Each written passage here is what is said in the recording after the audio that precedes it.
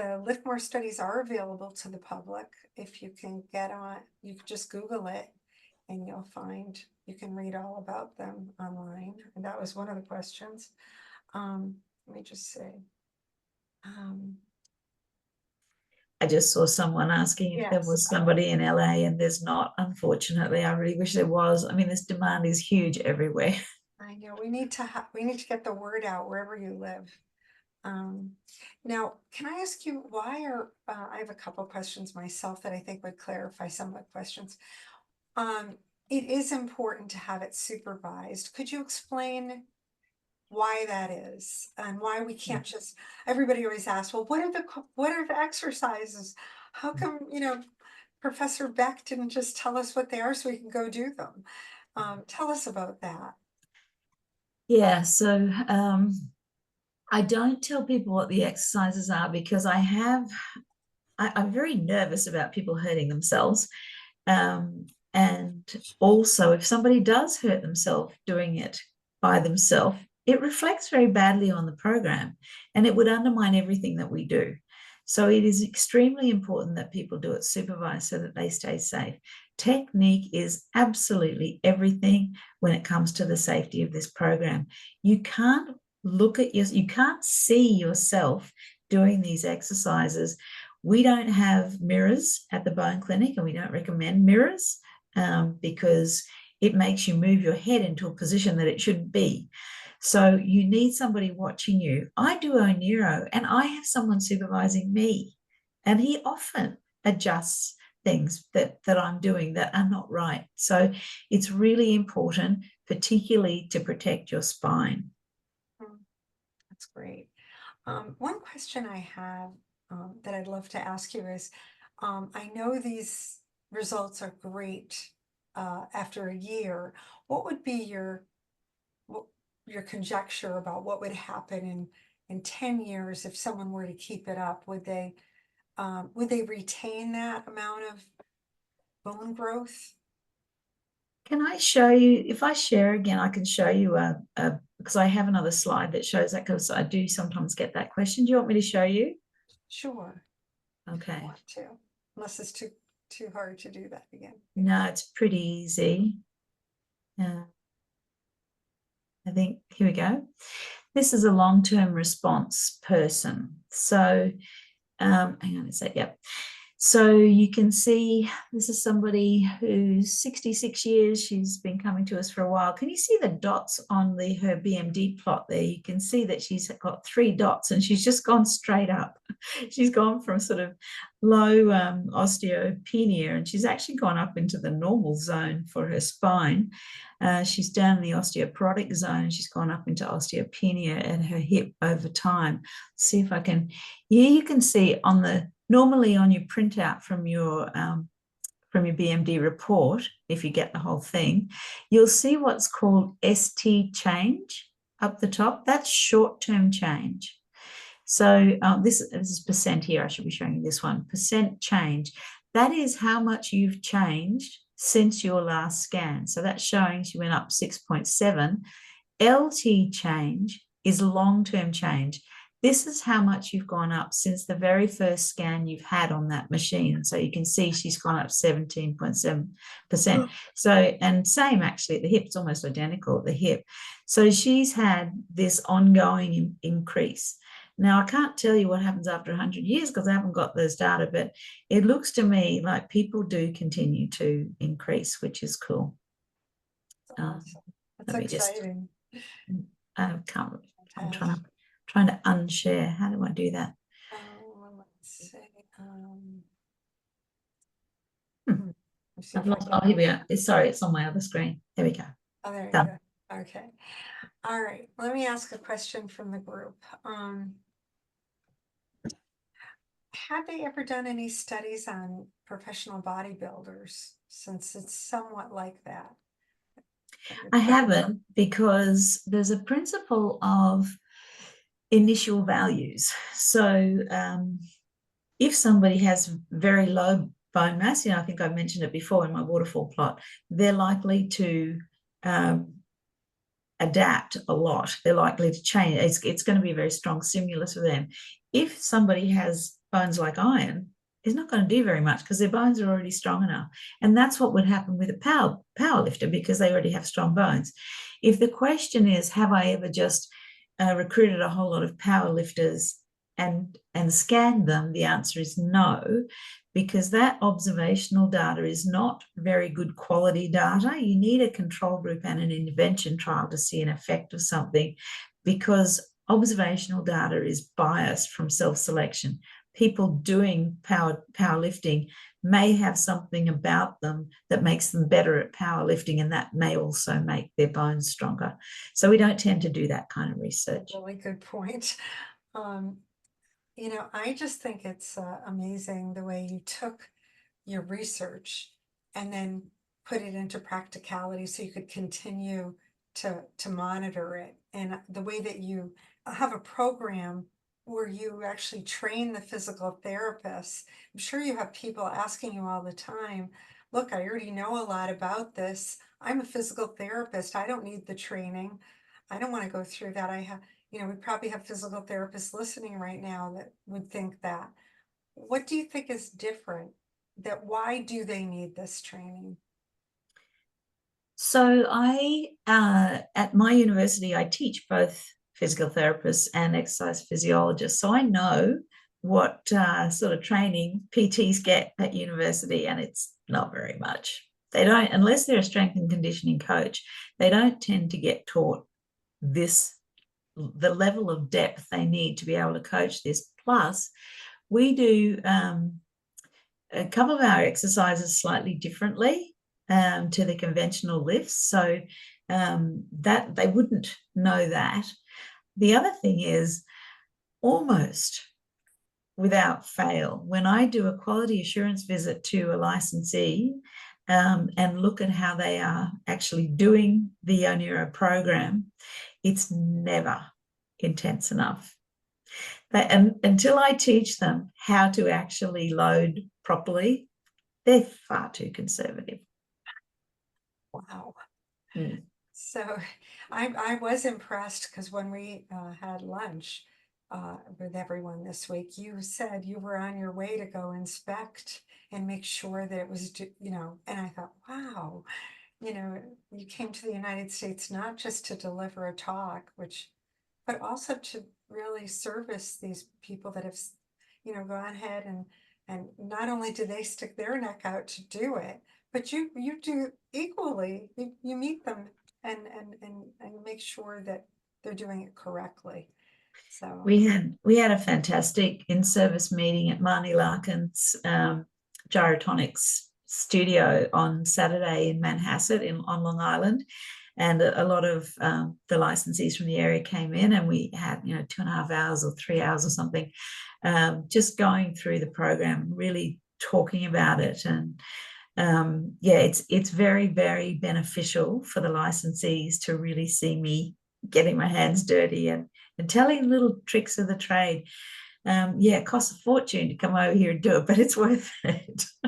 I'm going to California next. We're doing another in-service at the end of the month. Well, we so appreciate it. We hope you're back in Boston, and next time we're going to have a lot of people that you've already influenced to just go through the program. Let me just see if there's another thing. Someone asked your opinion of vibration plates. Do you have an opinion on that you'd share? Yeah, I do. So I've done a couple of vibration studies. The first one was almost a pilot, and it looked like it was preventing bone loss, but then I applied for some funding, and we got a large scale funding for a trial in Australia. And what I did was I randomized people to 4 groups. One was a control group, just like the Lift More control group, sort of home active control, low intensity exercise. One was vibration, just vibration, 10 minutes a day, 5 days a week. One was ONERO, but turns out it was my research assistants also too conservative and didn't do it very intensely. And one was ONERO plus vibration. We're in the process of sort of analysing those data, but unfortunately it doesn't look like vibration works, sadly. Okay, it's good to know what you're thinking. I know you discussed OsteoStrong, so I won't go back to that question. I think a couple of people asked on that. Let me see. But I- Shelley, can you ask whether, is it because OsteoStrong wasn't rigorous enough, or is it that they weren't intense as the ONERO program? So there's a couple of really fundamental principles about what sort of stimulus is effective for bone, and the first fundamental principle is you apply a load and then you unload, then you apply it again. The stimulus has to be dynamic. That's what dynamic is. They do one load, they apply it and they hold it. It's a maximal isometric contraction. It doesn't make any sense in terms of fundamentals of bone loading. They only do one on each of their devices, and that's it. So they do one maximal isometric contraction. So isometric loading doesn't work. And then there's the issue of safety. So like I say, we had 5 fractures in that group in our Lift More for Men study. That makes me very nervous. And I do read lots of reports of people having spine fractures. So yeah, I worry about the safety of that program. If something's no harm, then I don't think too much about it. But if it has the potential to cause harm, then I'm slightly worried about it. Laura Gianni-Gregorio did a really nice little video about OsteoStrong, and it's worth having a look at that. Shelley, I'm sure, probably knows the URL link to that, and she could send it around. It's worth having a look. It's not too long, and it's a measured, sort of a objective report about it. I mean, some people would argue that I have a conflict of interest because, ONERO is now commercialized, and so you need to listen to somebody else's opinion about it as well. It's true. Okay, that's great. How severe for a trained practitioner in an ONERO setting? How severe? I know you mentioned someone had 6. Did you say number 6? Are there things that you would avoid? Like you wouldn't accept anybody into the program that you have. What are some of the exceptions? Could it be if they had very high bone density? I mean, bone loss, would that be an issue? And what are some of the other issues? No, I can't think of a bone issue that would prevent me from accepting somebody. What would prevent me would be if somebody was unable to independently mobilize around the gym. If they're in a wheelchair, they can't do ONERO. If they are cognitively impaired to the extent that they can't follow instructions, because it's very important for them to be able to follow an instruction to keep them safe. I mean, we have some mild cognitive impairment in some of our folks at the clinic. So we repeat ourselves a lot, but they have to be able to actually follow an instruction to adjust a position or something to keep them safe. The other one that I'm slightly, we worry a little bit about is glaucoma, because there is some evidence that resistance training increases intraocular pressure. I would say most ophthalmologists would say, yeah, weight training, heavy weight training isn't safe. But however, if you look at the literature, the amount of intraocular pressure that increases is roughly the same from weight training as it would increase just with a really stressful day at work. So these aren't enormous amounts, but it's somebody's eye, it's their vision. So I worry about that. So I would err on the side of caution, I think, with glaucoma.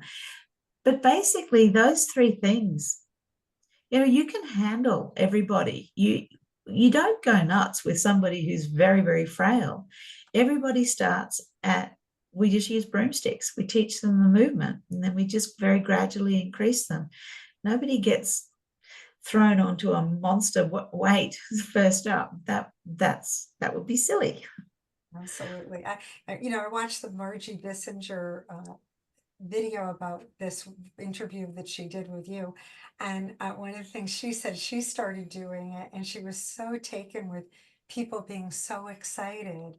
And that many of them, when they first initially saw other people doing the exercises, they were very intimidated. And a year later, they were doing the same, weights. And yeah. Yeah, it's lovely. Yeah. It is. It's. I mean, it's why I still do it. I have a fairly full schedule with my university work, but this is what it's what I get out of bed for in the morning. The happy faces at the clinic. I know. And then you're also not just a professor, you're also still doing research yourself. And it's just amazing. Okay.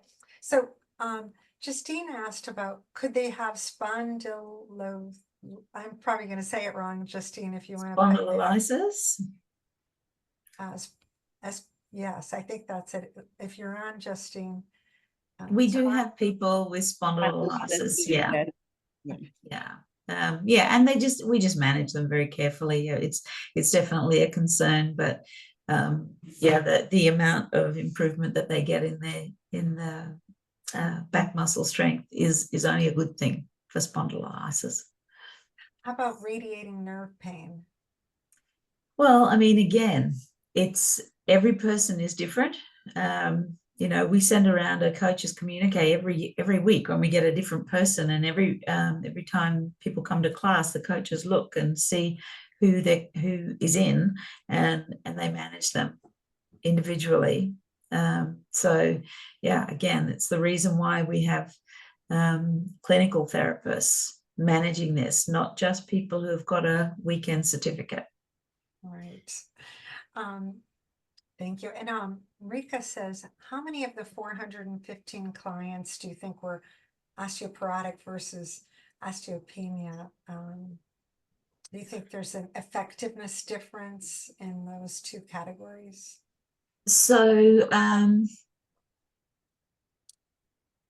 I don't know the exact answer to that question, and either part of that question. I could find out how many were osteoporotic, that's for sure. Probably the majority were. But I can't answer, I mean, beyond the understanding or the fact that the lowest people tend to respond the most, there is still some grey area around that as well, because it's not always the case. So there are so many individual things that influence a person's response. I mean, they might be on low-grade corticosteroids for chronic asthma, and that's going to be affecting their bone cells. So their diets vary. It's just, this is the problem with this kind of clinical data. Sure. With no control group, you can't control anything. People have so much variation in what they do and how they live and how old they are and all that sort of stuff. Male versus female, postmenopausal versus not, hormone replacement therapy versus, anyway, tons. If you don't mind, while you're looking for the next question, I need to quickly tell my PhD student who is trying to have a meeting with me that I'm not quite finished. It's okay. I don't mind, but I'll just tell him that I'll be a couple of minutes and I'll message him. So okay, yes, we'll try to take 3 or 4 more questions or something like that. I'll be right with you. Shelley, this is Diane. Several of us are asking, I know you're trying to curate the questions, but several of us are asking about, so what can we do if there are not, practitioners nearby and when we can't get the exercises told to us? So we're all sort of wondering, this is a great program, we're all excited about it, but if we don't know the exercises and there aren't people certified, so I just wanted to leap in with this practical question that seems to be on lots of people's minds. Mine is, what are the barriers to getting certified and how can you remove them so that we can get more people certified? So I'm wondering if you might ask her that. Okay. I think I know the answer to that, but I will let the doctor, professor. I'll be right with you. I'm just struggling to. One thing I think is that because of the potential for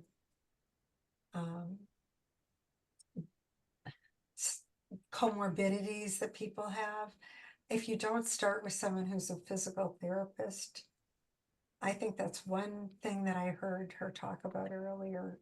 I could answer that for you, Dr. Beck. I You know, am but- back now. I've sent my message. Okay, all right. I think the question was about barriers to getting Certification. Yeah, look, there's not too many barriers. You know, there's a cost. Obviously, I need to charge because otherwise I can't afford to do any quality assurance checks and keep my doors open, pay my staff. Sure, and that's So- $2,000. Yeah, roughly. Okay. But the fact that it's purely because I'm not a salesperson and I don't have time to be a salesperson. So I have to organically wait for people to contact me. And if they do, then we go through the process of getting them licensed. But I don't go around saying, hey, anyone want to buy a license? So this is the problem. And it's why I have to sort of put it back onto people like you guys and Shelley, and to go to your local therapist and you know, provide the information to them and tell them to contact me. And I do whatever I can to make it as seamless as and as easy as possible. The training is online. They can do it in the middle of the night. They can do whenever they want. And once they've done the training, they're ready to go. They have everything they need from that training to go ahead and do the program. And I'm available if they have questions, and people sometimes do check with me. Okay, thank you. Sure. Let me see if there's anything. Adele has her hand up. Okay.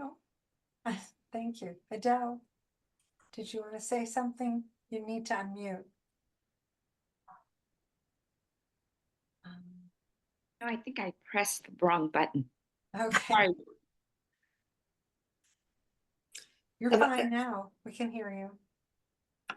Right, I pressed the wrong button. I didn't mean to raise Oh. my hand. I see. Okay, let me see if Okay, somebody wrote that there had been an online program, and did you stop doing that because you were concerned about safety, Belinda, or you just weren't able to do quality control? No, the online program's still there. ONERO online, that's again, because I'm not a salesperson. It was a stupid marketing decision to call it ONERO online. It's nothing like ONERO. It's a program that we developed when we very first opened the bone clinic, because we got so inundated with people who didn't live near us, who wanted something, and we couldn't give them ONERO. So we just developed a very safe program that could be done at home. It's more about falls prevention. There's a little bit of impact, safe impact, a little bit of muscle loading, but it's more about balance and mobility. So it's still available. People can just search for ONERO online, but it's not ONERO. And one of these days when I get a second, I'm going to change its name. Great idea. All right, let's take one or two more. Let's see. There are a couple of questions about Prolia, Shelley. Oh, I sure. asked one and somebody else asked one, and the question is, when people, you know, we're told, we're warned that if we ever go off Prolia, we're all going to dissolve into nothingness. So have your people who have gone off of Prolia and continued doing ONERO, have they had to go on to any medication? Yeah, unfortunately, I haven't had the opportunity to go through all my data very closely with a fine-tooth comb to check every single case. So I don't know the exact answer from that. All I can say is the ones that have been brought to my attention, the ones I know about, we have been able to rescue them from this precipitous sort of drop. And I think that slide that came up after I showed you the long-term effect, that was somebody who had come off Prolia and they dropped a bit, but then they did a little uptick and started growing again. But I can't guarantee that because I don't know, because I haven't looked at absolutely everything. All I know is it will be better than not doing it. If they're coming off Prolia, they would absolutely lose more if they didn't. Now, the protocol these days for people coming off Prolia, most doctors will put them on something else to try and prevent that loss. And my other question to you is, if people want to see the real or ONERO program as opposed to the, you know, the other one that's the online one for balance, but the real ONERO website, what is that? So if somebody's interested in becoming licensed, that's that I would just, so it was on one of those slides, one of the last slides. Oh, You I'm just sorry. I would ONERO type in ONERO ONERO. Academy, I think Yeah, it was .com, yeah. right? That Is that right? one. I'll put it right there. ONERO, and that's for anyone that's listening that's already a PT. Yeah. Already, or an exercise physiologist. Yeah. Okay. I'm excited about it. You know, I know that some of you feel like, oh, I wish we could get it started here, wherever you live. And I just want to say, talk to your physical therapist and have them go on. And I think they have many interested people. I know your other programs that are out there are really doing quite well, as you mentioned. Well, I mean, I think for me, this is all about research. As long as I can keep my doors open, I'm happy. But for licensees, this is obviously a business decision, and this is a stream of revenue. All I can say is I have licensees who are running their entire business on ONERO. The demand is enormous. You can tell just by how many people are who are looking for something like that. Keith McCormack is just in the starting box, trying desperately to refer people to ONERO. That Margie Bissinger, same thing. Margie's actually doing ONERO now in New Jersey. It doesn't matter where I go. There are people I get emails from the US constantly. The demand is huge. You will not go wrong if you have a license. Well, we're all going to keep working on it. I know we did have some physical therapists on tonight, and I hope that they will reach out and do that. Could you and, tell me one more question? Did you say 6 hours or 60 hours? Are we asking our physical therapists to commit to 60 hours of training or 6 hours?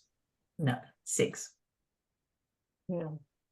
So Yeah. the qualifications are they have to be a physical therapist, 6 hours of training and $2,000, or what are the requirements?